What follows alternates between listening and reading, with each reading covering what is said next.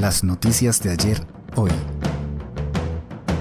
Presentado por delfino.cr.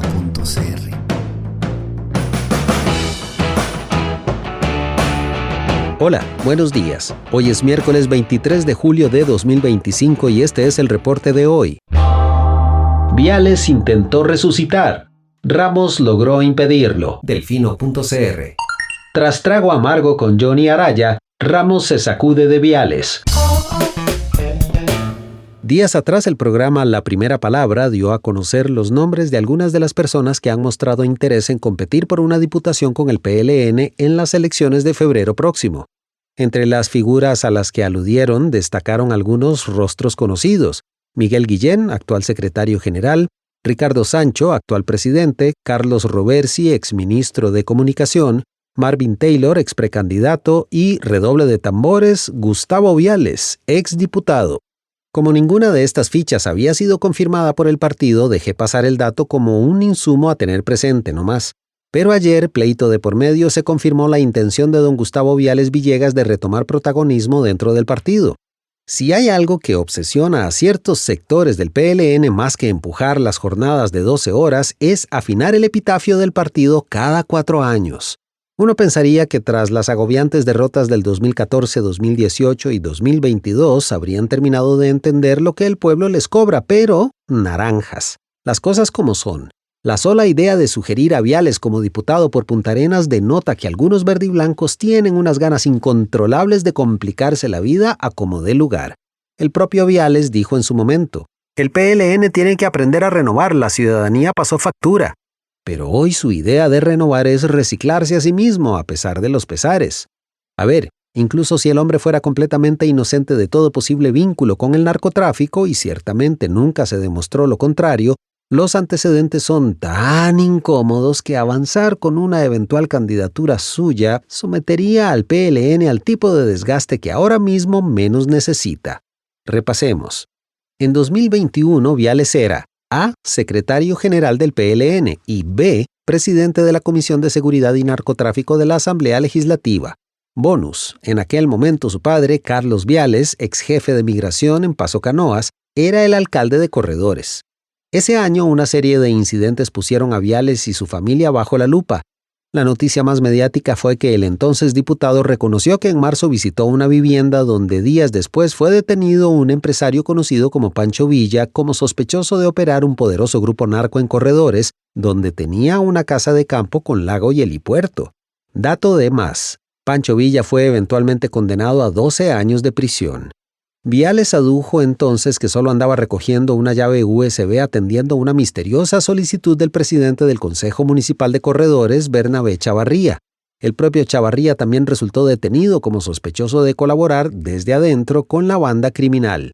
Dato de más: a Viales no lo ayudó que llegó al polémico encuentro en un Audi de su hermano, también funcionario de migración y quien había acaparado titulares porque le apuntó con una pistola a un civil tras un choque por la sabana, diciéndole: arrolle si no quiere que le vuele la cabeza.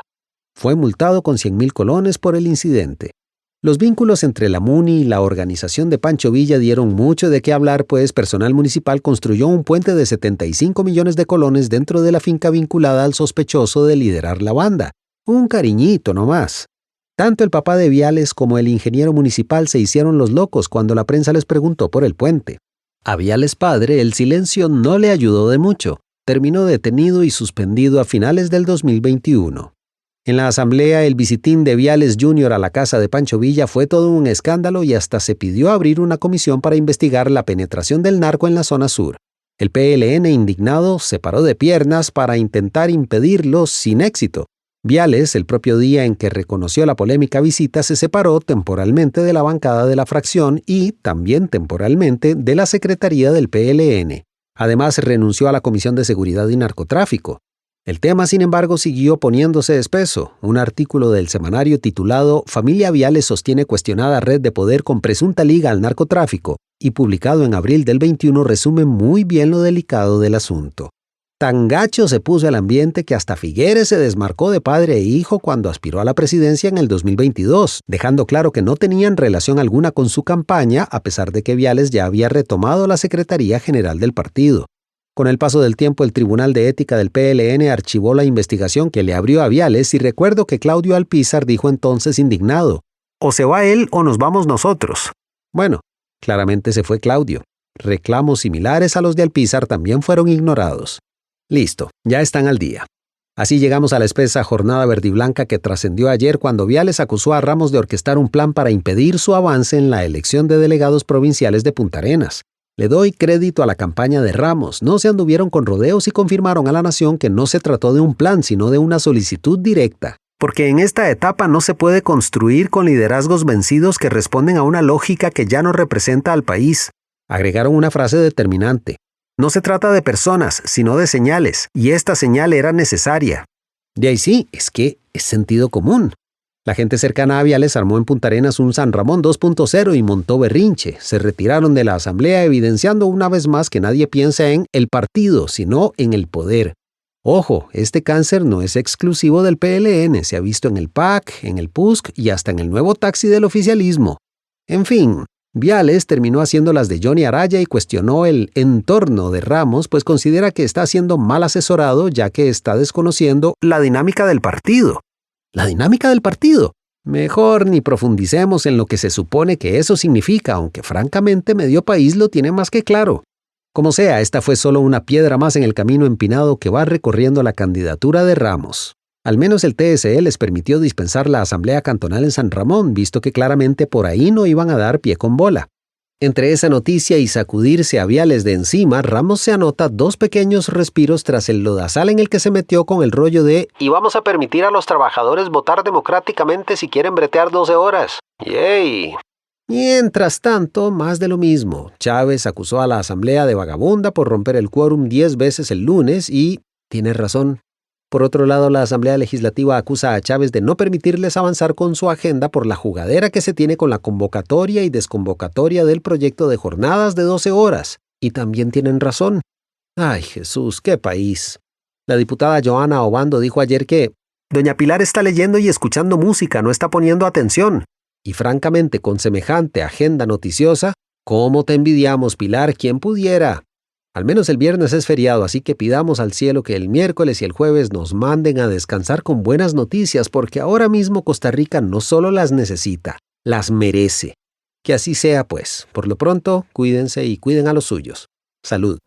Delfino.cr. A continuación, más contenidos en Delfino Más. Hoy en Barra de Prensa. Diputado oficialista preguntó si puede renunciar al partido que lo llevó al Congreso, pero mantenerse en la fracción. El diputado oficialista Daniel Vargas Quirós preguntó al Departamento de Servicios Técnicos de la Asamblea Legislativa si puede renunciar al Partido Progreso Social Democrático, pero mantenerse en la fracción legislativa y, por ende, no perder las prerrogativas y privilegios que el reglamento del Congreso dispone para los congresistas que están integrados a un grupo parlamentario. La asesoría técnica y legal le respondió que eso no es posible. Esto y más, hoy en Barra de Prensa. Delfino.cr. En el reporte internacional. Zelensky promulga polémica ley que debilita lucha anticorrupción pese a protestas en Ucrania. Miles de ucranianos salieron este martes a las calles de Kiev y otras ciudades del país para exigir al presidente Volodymyr Zelensky que vetara un controvertido proyecto de ley aprobado por el Parlamento, el cual, según expertos y activistas, socava seriamente la independencia de los organismos encargados de combatir la corrupción en medio de la guerra con Rusia. La administración del presidente Donald Trump anunció este martes que Estados Unidos se retirará nuevamente de la Organización de las Naciones Unidas para la Educación, la Ciencia y la Cultura, UNESCO, retomando una política ya aplicada en su primer mandato. Mientras tanto, el partido ultranacionalista japonés Sanseito, de línea populista de extrema derecha, emergió como uno de los principales ganadores en las elecciones legislativas del fin de semana en Japón, tras sumar 14 escaños a su única curul en la Cámara Alta, donde ahora cuenta con 15 representantes en total. El acontecer mundial, hoy en el reporte internacional. Delfino.cr. Y este fue el reporte de hoy. Texto Diego Delfino, voz Eduardo Carmona. De parte de todo el equipo de Delfino.cr, muchas gracias por su atención. Le esperamos mañana con un nuevo reporte. Que tenga lindo día. Chao. Gracias por informarse con delfino.cr. Ingrese a delfino.cr/inclinada, suscríbase para disfrutar de todos nuestros servicios con una cuenta Delfino Más. Delfino.cr